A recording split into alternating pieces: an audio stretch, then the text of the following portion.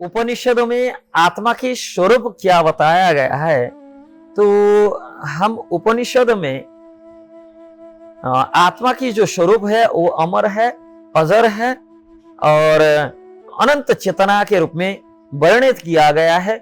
जिसे गीतोपनिषद सर्वप्रथम श्रीमद् भगवद गीता में हम देख सकते हैं कि मामई वामशु जीवलोके जीवभूत सनातन है। इस प्रकार भगवान श्री कृष्ण स्वयं इस सत्य को स्थापित करते हैं कि समस्त आत्माएं जो है, जीव जो है, वो भगवत अंश स्वरूप है, जिनका स्वरूप सच्चिदानंद है। तो ये सत चित आनंदमय जो आत्मा है वो परम व्यापक चेतना स्वरूप भगवान श्री कृष्ण जो है, उन्हीं के अंशभूत होने के कारण, उनकी अंश स्वरूप होने के कारण ये भी सच्चित आनंदमय है। और उपनिषद जो है हमारे धर्म का प्रमुख दार्शनिक जो ग्रंथ है, वो वेद के अंतिम हिस्से के रूप में भी वेदांत के हिस्सा के रूप में परिभाषित किया गया है। ये ग्रंथ जो है उपनिषद आत्मा या आत्मन के स्वरूप पर गहन विचार और चर्चा करते हैं। यह ग्रंथ आत्मा की अमरता के और जो अजरता के प्रति, अनंतता के प्रति चेतना के रूप में वर्णित करते हैं। आत्मा को शाश्वत और अनश्वर मानते हुए इसे ब्रह्म के अभिन्न स्वरूप, ब्रह्म के अंश स्वरूप माना गया है। तो उपनिषद में आत्मा के स्वरूप के संबंध में, जैसे छंदों के उपनिषद में हम देख सकते हैं, कहते हैं सर्वम खलविदम ब्रह्म, और कहते हैं आत्मा तज्जलानिधि शांत उपासित है। कहते हैं तज्जलानिधि शांत उपासित, कि यह सब ब्रह्म है।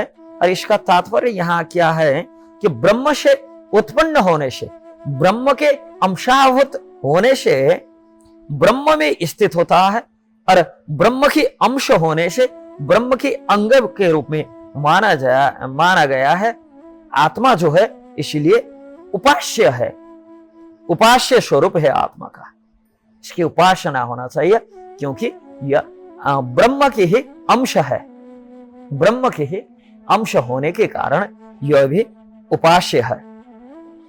तो इस श्लोक से है या इस जो उपनिषद की इस वाक्य से पता चलता है कि आत्मा शाश्वत है और ब्रह्म स्वरूप है, ब्रह्म की अंश है, और ब्रह्म में स्थित होने से, और यह इसका जो है सृष्टि ब्रह्म के अंश से हुआ, और इसका जो स्वरूप है ब्रह्म स्वरूप है, और यह ब्रह्म साक्षात्कार के लिए ही प्रकट हुआ है। तो आत्मा को परम चेतना जो है ब्रह्म की अंश के रूप में, परम चेतन की अंश चेतन स्वरूप यहां माना गया है। न जायते अम्रियते वा विपश्चिन्नायम कुतश्चिन्नम बभुः कश्चित अजो नित्यम शाश्वत। और ऐसे कठोपनिषद और कहते हैं अजो नित्यम शाश्वतम पुराणो न हन्यते हन्यमाने शरीरे, भगवद गीता आदि। तो आत्मा न इसका जन्म है, न मरण है, ना यह कभी अस्तित्व में नहीं था, ऐसा कोई समय नहीं। यह अजन्मा है, नित्य है, शाश्वत है, प्राचीन है। शरीर की नष्ट से इसकी जो प्रभाव पे कोई असर नहीं पड़ता, यह कभी नष्ट नहीं होता है। भगवद गीता की दृष्टि से देखा जाए, ना जायते म्रियते कदाचिन नायम भूत्वा भविता वा न भूय अजो नित्यम शाश्वतम पुराणो न हन्यते हन्यमाने शरीरे। कहते हैं आत्मा की न जन्म है, न मरण है, इसका अस्तित्व नहीं है, ऐसा कभी समय नहीं।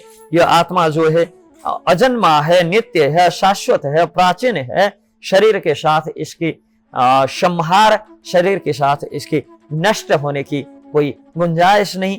इस प्रकार से भगवद गीता में नैनम छिन्दन्ति शस्त्राणि नैनम दहति पावक न चैनम क्लेदयन्त्यापो न शोषयति मारुतः। इस प्रकार बताया गया है कि आत्मा को न शस्त्र अस्त्र से काटा जा सकता है, न इसको जलाया जा सकता है, न इसको पानी से गीला किया जा सकता है, न हवा से सुखाया जा सकता है।